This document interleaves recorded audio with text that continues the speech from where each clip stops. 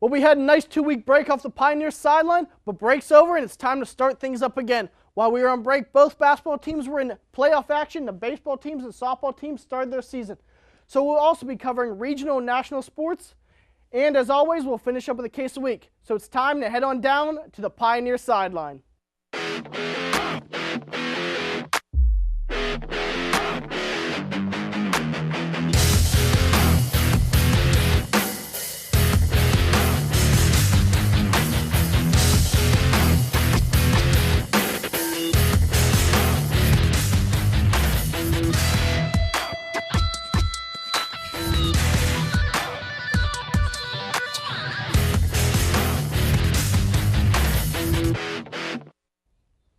Welcome to the Pioneer Sideline. I'm your host, Kyle Anthony. The men's basketball team is having a rough second half of the season, but they're trying to turn things around, and they're trying to shock the world and go to nationals. So Blaine King will join me to tell me if the men's basketball team will shock the world. Thanks, Kyle. We are talking playoffs, and the Point Park's men's basketball team made the KIAC tournament as a number 2 seed. All they had to do was win the whole thing in order to make the NAIA national tournament. Their first playoff game was a home game against Cincinnati Christian. Point Park defeated Cincinnati Christian both times in the regular season. This contest was once again a close between both teams and came down to the final seconds. But in the end, Point Park prevailed and came out on top with a 86-84 victory. Point Park shot 49.1% from the field and shot 50% from three-point range. All starters had double figures, with guard Yandel Dennis leading the way with 23 points and forward Alan Heater having a double-double with 14 points and 10 rebounds. This win also gave Point Park their first playoff victory in 8 years. Next, the men had to go on the road to Brescia, where they had lost earlier this year. This time around was different, as Point Park came out shooting 59.3% from the field in the first half, giving them a 43-34 halftime lead. The second half was even better for the Pioneers, as they shot an impressive 64.5% from the field. That gave the Pioneers a 99-84 victory. 4 of the 5 starters had 20-plus points in this game, with Alan Heater leading all scorers with 24 points. Barry Smith had 23 points, Yandel Dennis had 22 points, and Jeremy Williams had 21 points. Now all that was standing in the way of the men's team was the KIAC title, and a tournament berth to the NAIA National Tournament was the IU East Red Wolves, which was ranked 19th in the NAIA polls.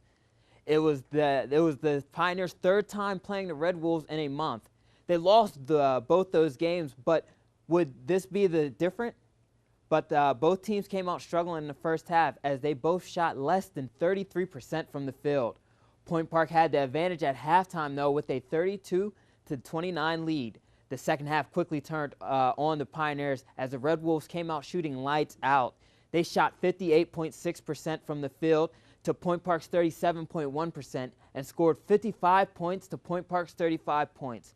The final of this game was IU East 84, Point Park 67, ending the Pioneer season and NAIA tournament hopes. The men made a fantastic run but just came up short, but all of us here are proud of them for their run. Now, Blaine, why did the men play so much better in the playoffs? Well, Kyle, one thing is, once the playoffs rolls around, you never know what might happen, and they just started clicking on all cylinders offensively and defensively. Now, Blaine, who stepped up their game for the men? Who stepped up their game? I would have to say Alan Heater. He had a double-double in the first game. Then he led the team in scoring in the second game with 24 points. And you just saw him just being a big factor down low for this team. What do you expect for this team for next year? Well, next year they are losing Heater and Barry Smith, and that's 2 big keys down low for them. But maybe if they can find some recruits and somebody else on their team step up to play those forward positions, you already see what their front court has to offer with Williams and Yandel Dennis. And also you have Saeed Allen, who's going to come up. So their front court is pretty good. So I expect next year to be front court wise good. Just check out. We have to make sure that their down low presence is going to be effective. Thanks, Blaine. The women's basketball team has had another good regular season, but once the conference tournament starts, records get thrown out the window. So I'm going to send it over to Josh Krupp to see how the team did in the conference tournament. Kyle, it was not the finish that the Pioneers imagined when they began their 2015 campaign. Point Park women's basketball team entered the KIAC tournament as the number 2 seed in the North Division. They hosted Midway College, the number 3 seed from the South Division, in the first round of play. Point Park eliminated the upset-minded Midway team, but it did not come without struggles. The Pioneers were without junior forward Jania McFadder, who suffered a season-ending knee injury in the regular season finale. Point Park committed a season-high 25 turnovers throughout the game, which featured 12 ties and 9 lead changes. Behind Kelly Johnson's 27 points, though, the Pioneers escaped with an 82-79 victory and advanced to face the South Division's top-seeded Asbury Eagles. Against Asbury, sophomore Carly Force totaled a game-high 21 points and 13 rebounds, but it wasn't enough to beat the Eagles as they picked up their second win of the season against the defending conference champions and advanced to the KIAC championship, where they would defeat Indiana University East 64-61. The Pioneers were out-rebounded 51-35 and only gathered 9 offensive rebounds, opposed to Asbury's 17. The Pioneers missed out on an at-large bid to the NAIA Division II National Tournament and therefore finished the season 25-5, missing out on their first national tournament in 4 years. Johnson and McFadder both carried the team on their backs this year. Johnson, a sophomore transfer out of Clarion University, was named the KIAC Newcomer of the Year in a season where she averaged over 17 points per game and recorded a school record 109 steals. McFadder, who sat out all of last season with an ankle injury, was recognized as the KIAC Comeback Player of the Year after finishing the season averaging over 10 points per game and 5 rebounds per game. Both were also named to the KIAC All-Conference team. Now, Josh, how big was the loss of Janine McFadder? You know, Kyle, it was pretty big. We were already without Sam Weir, our top rebounder down low, and losing our second leading rebounder, you're down without your top presence down low. Leah Hurst was also hurt, so we were out-rebounded 51-35, and that really showed how much we missed McFadder. Now, Josh, what happened to this team the second half of the season? A little bit of bad luck, honestly. There wasn't too much that they could control. They lost a close game to IU Southeast, and then they lost a really tight one to Rio Grande, which could have put them at home for the first 2 games of the season. It would have put them in nationals if they would have beat Rio Grande. They missed out on that chance, and really we saw the strengthening KIAC come up. Carlo's a team that we can't laugh at on the women's side anymore. They're a young team that's coming up, and they gave Point Park some trouble. So really a little bit of bad luck. We lost McFadder. The injury bug caught up to us too. Now, what do you expect from this team next year? Next year, a healthy team, hopefully. We expected a healthy team this year when McFadder came back. And when McFadder came back, we had Sam Weir, but then she went down. Hopefully a healthy team next year comes back. Expect freshman center Bailey Buleka to get a lot of playing time next year as a sophomore. We're losing Kayla Kidio. Also, we may lose Jania McFadder. She is a senior at the school, but a junior eligibility-wise. That knee injury, we'll see how long it actually keeps her out and if she returns next year. Thanks, Josh. We have to go to break, but when we get back, we'll be telling you how the softball and baseball team did it in their trip down south. Start your morning with City News. Start your morning with campus news. Start your morning with political coverage. Start your morning with fun.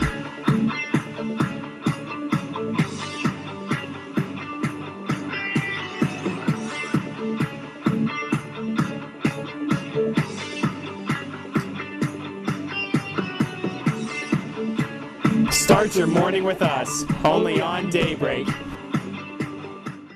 Did you know that Point Park has a cheerleading squad? Don't stop. Don't get it confused. Not only do our cheerleaders represent Point Park at regional and national competitions, but they also promote spirit and awareness of every sports team on campus. Come to any men's or women's varsity basketball game at home to watch the cheerleaders perform at halftime and cheer from the sidelines from the first jump ball to the final buzzer. Sports not your thing? You can catch the cheer team lead the crowd at the fall and spring pep rallies as well, or at several competitions around Pittsburgh each year. So what are you waiting for? Show the Point Park cheerleaders the support they show you. We know you're wondering what the A-list celebrities are up to. Well, here at Entertainment on Point, we're wondering too. Have you heard about James Franco and Seth Rogen's new movie? No, but have you heard Beyonce's new single? Did you see what she was wearing on that red carpet? Honey, that was not cute. Did you see what happened on Scandal this week? No, I was too busy keeping up with the Kardashians. No matter what your guilty pleasure is, we've got you covered. Entertainment on point. Get to the point of pop culture. Yeah! The Point Park baseball team has been a powerhouse, to say the least, the past couple seasons. This season, they are expecting more of the same. As always, they start their season in Florida. So I'm going to throw the ball into my cutoff man, Paul Daniels, to tell us how the team did in the Sunshine State. Thanks, Kyle. The Pioneers played in 10 games while we were all on spring break. They headed down south for the week and played in the Russ Mott Central Florida Invitational. They played very well, achieving a record of 9-1 overall. They outscored their opponents 59-22 against teams such as Cornerstone, Evangel, and various other schools from around the region. Surprisingly, offense was not the big headline of the first part of their season, though. It's actually been the pitching, with a total of a team ERA of 1.29 so far, and altogether, the Pioneers are only allowing a .203 batting average versus their opponents. Some of the notable pitchers that stepped up this past week were Jared Brown, Nolan Spahn, and Nathan Kravajinsky and Jason Kim, who all contributed 2 wins each. Their biggest team win came against Trinity International, where they crushed the Trojans 14-0. The only loss they suffered was to Cornerstone in a 13-7 affair in which Point Park struggled defensively, committing 5 errors on the day. Overall, though, the week was very successful for the number 22 ranked Pioneers, now 21 actually, as they head back up north to Michigan to play number 19 Davenport this Wednesday. Now, Paul, who are some key returning players for this team? Some of the key returning players would be Jake Haro, who had a batting average last season over 400, and Nathan Spone, who looks to up his pitching results from last season. Now, Paul, what's the strength of this team?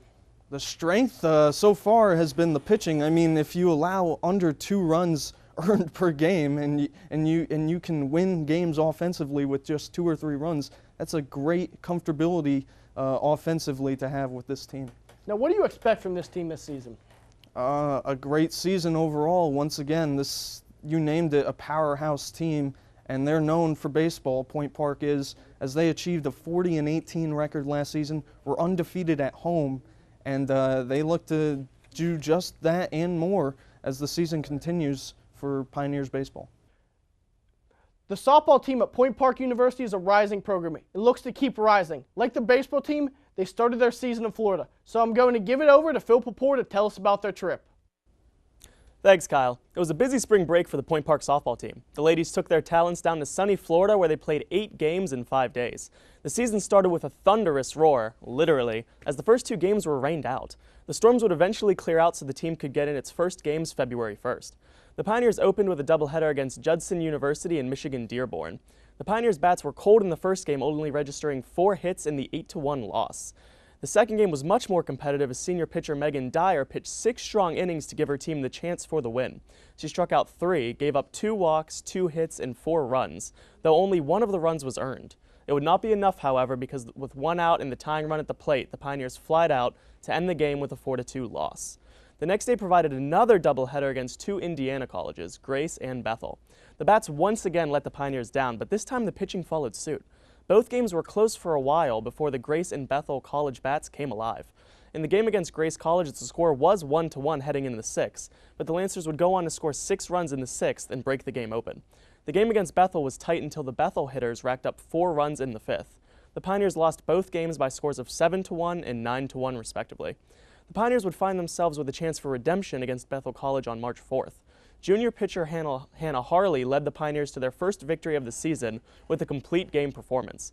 She recorded 4 strikeouts, 1 walk, and gave up 7 runs on 10 hits to propel the Pioneers to a 10-7 victory. Later that day, the Pioneers used early scoring and strong defense to beat Concordia College 4-2. In the final doubleheader of the spring break road trip, the Pioneers faced off against Madonna and Cornerstone Universities. The Pioneers won their 3rd game in a row with a 7-4 victory over Madonna. The second game was much more competitive and pushed things into extra innings.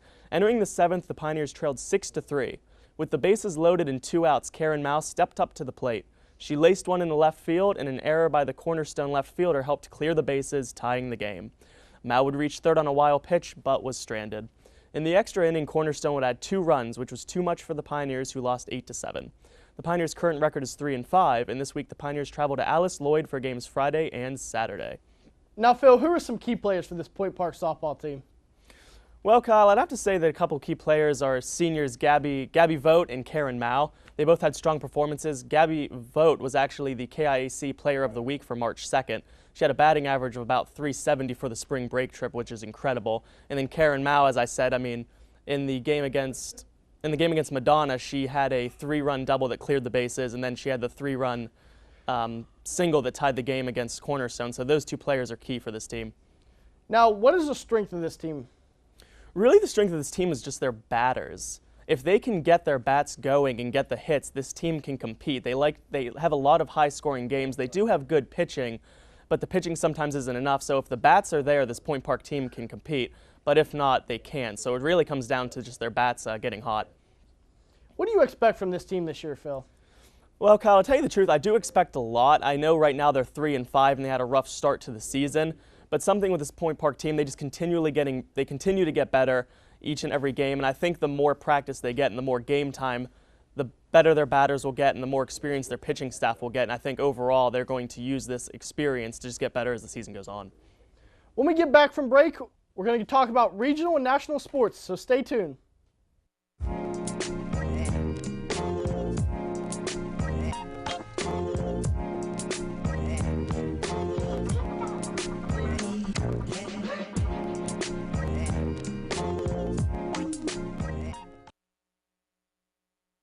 Here at the Pioneers Sideline, we get freshmen involved as quickly as possible so they get the real-world experience on air and behind the scenes to set themselves apart in internships and potential jobs. Blaine, where is that video? I needed it in KeyPro like yesterday. All right, I got you, Chris. But I had a quick question for you guys. What do you mean the questions? It's always a question. It's always a... What? Where is he? Blaine! Blaine! Blaine! Freshman, you can't find any good ones anymore. Do you know all the things you can do with your student ID?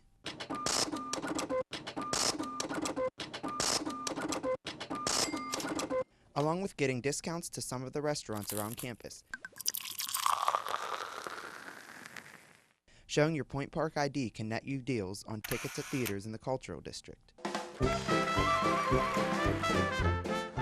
To check out all the current options, just search Student Discounts on the Point Park University homepage.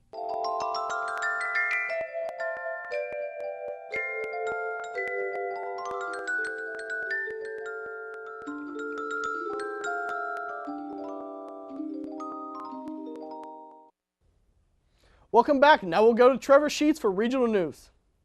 Thanks, Kyle. The Pittsburgh Penguins wrapped up their second West Coast road trip last night with a trip to San Jose to face off against the Sharks. The Pens lost the game by a score of 2-1 in a shootout. The lone goal for the Pens was scored by Sidney Crosby. That goal was the first in Crosby's career versus the Sharks. The loss extends the Pens' winless streak in San Jose to 11 years in a row. With the loss, the Pens finished the road trip with a record of 2-1-1. With about a month of play remaining in the season, the Pens are securely in the playoff race, currently as the 5th seed in the Eastern Conference and only trailing the New York Islanders by 4 points for first in the Metropolitan Division. And let the madness begin in college basketball. But for two local teams, they must win their conference tournaments in order to earn a berth in the NCAA tournament. After 3 straight losses, the Pitt Panthers have completely fallen off the bubble. The Panthers lost at Florida State on Saturday 61-52. And with the loss, the Panthers dropped to the 10 seed in the ACC tournament and will face the 7 seed North Carolina State on Wednesday in Greensboro, North Carolina. The winner of that game will face the 2 seed Duke Blue Devils Thursday. Tonight, the Robert Morris Colonials travel to Brooklyn Heights, New York to face St. Francis Brooklyn in the NEC tournament finals, with the winner earning an automatic berth in the NCAA tournament. RMU is appearing in the NEC final for the 6th time in the last 7 years, and with the win, the Colonials would appear in the NCAA tournament for the 2nd year in a row. Lastly, the Pittsburgh Pirates only started spring training down in Bradenton, Florida last week, but are already facing their first injury. Pedro Alvarez, who is transitioning to first base this season, will miss the next few games with a mild hyperextension of his right elbow, but is expected to partake in team workouts on a limited basis. Opening day is less than a month away. That is it for regional sports. Now with national sports, back to Kyle at the desk. Thanks, Trevor. We'll start off with regional news by going to Major League Baseball spring training, where there's a lot going on, which means a lot of injuries in spring training.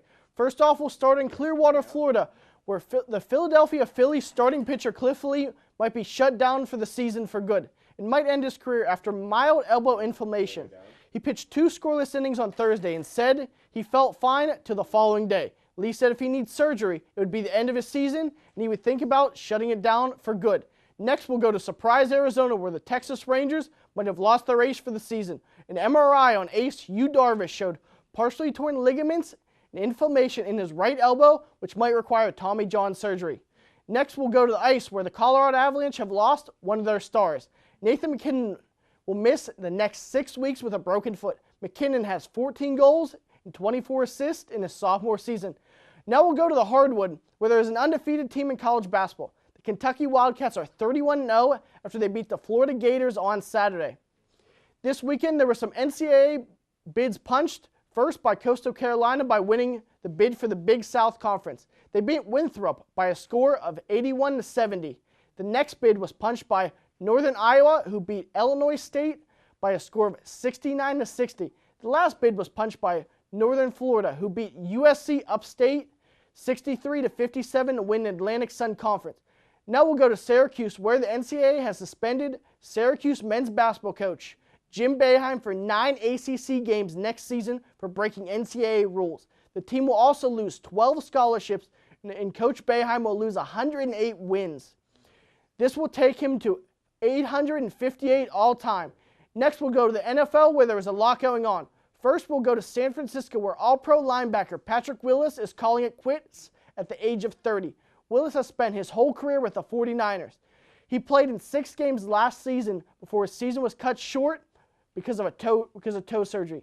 Next, we'll go to free agency, where there is a lot of moves getting made, starting with Ndamukong Suh signing with the Miami Dolphins for 6 years and $114 million. Next, we'll go to New England, where safety Devin McCourty has signed for 5 years and $47.5 million. But I won't go too much into free agency, because when we come back from break, we're talking to free agency on the Courthouse Case of the Week.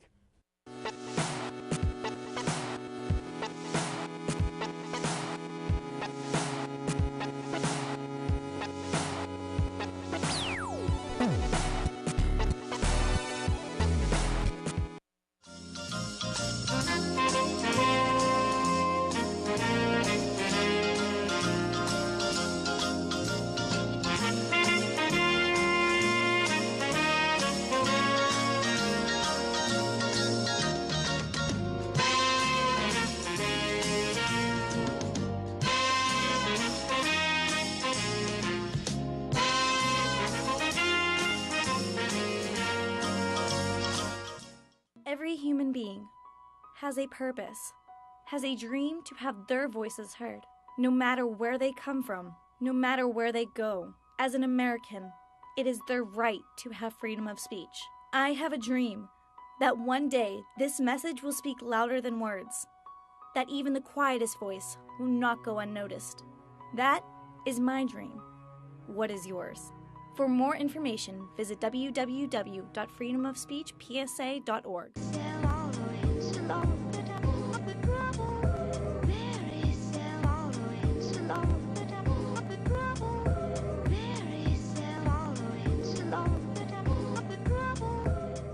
Well, I teased it in the last block. We're talking free agency. I'm joined by Paul Daniels, Blaine King, Trevor Sheets. Well, we're going to start off with the big news. We're going to start off with the Philadelphia Eagles. Blaine, here, you can start it off, and here's some tissues. Talk about what's going on, man. This shirt has no use whatsoever now. I'll tell you what, though, guys. This is making me a very, very happy New York Giants fan. How dare you about bring that trash on this guy? All right. Bring this back now. All right, let's talk about the Eagle moves. They move out Shady McCoy to get Kiko Alonso. They just traded Nick Foles to bring in Sam Bradford. Jeremy Macklin's gone. Frank Gore wanted to come play, then didn't want to come play. What do you guys think of all this? I think that they're somehow setting themselves up to get Marcus Mariota. I don't know what exactly Chip Kelly has in mind to do so, but that's the only possible thing in my mind. That, and he just didn't like any of Andy Reid's players, because he got rid of the top receiver, got rid of the top running back, got rid of, like, anything associated with Andy Reid is pretty much gone from Philadelphia. That has to be it. Yeah, this is really mind-blowing in the fact that they just trade away all their great offensive players. I really don't get it, but I love it because now we don't have to tackle LaShawn McCoy in the backfield anymore and cover Jeremy Maclin or Deshaun Jackson, who was traded to the Redskins last year. So it's looking very dim on the season for next year. What are your thoughts, Blaine? Well, you still got to cover Deshaun because he's in Washington. They're still in that division. RG3 is never going to get him the football. It doesn't matter. Yeah, that's not, unless Bradley Fletcher or Kerry Williams is out there. But anywho, we're not discussing that. I don't know what to think about these moves. I honestly don't know what's happening now with the Eagles organization.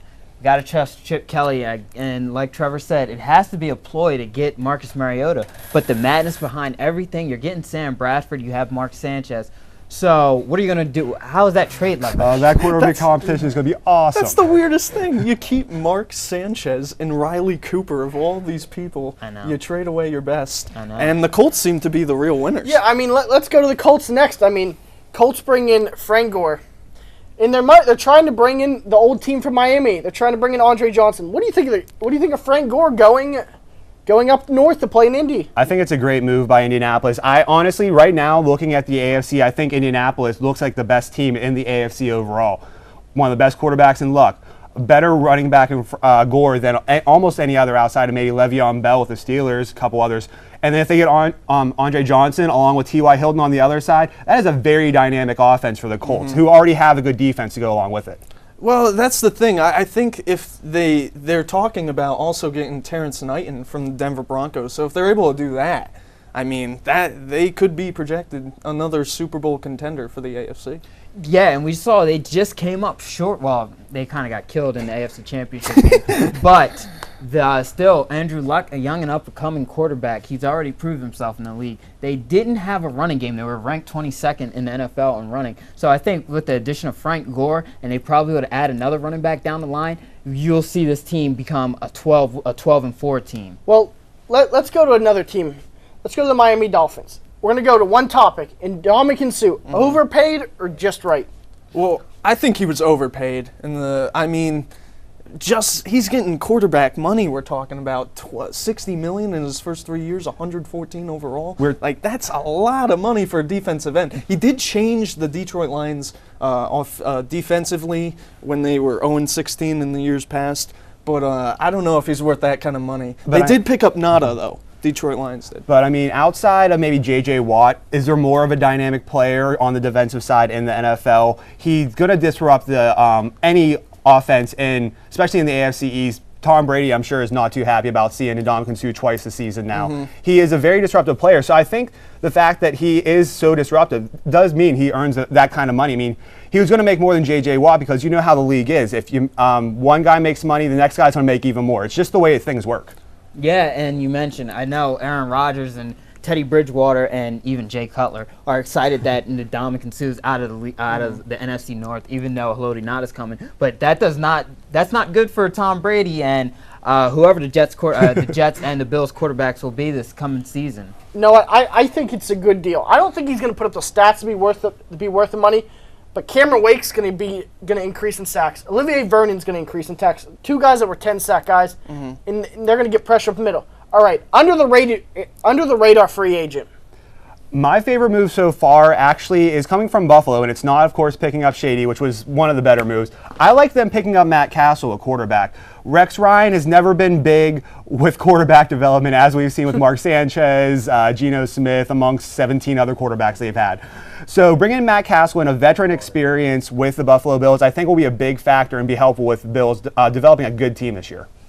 I thought Nada with the Lions kind of got under the radar. I mean, also the fact that Seattle got Jimmy Graham, that was probably the biggest move. Under the radar, though, I'd go with Nada to the Lions.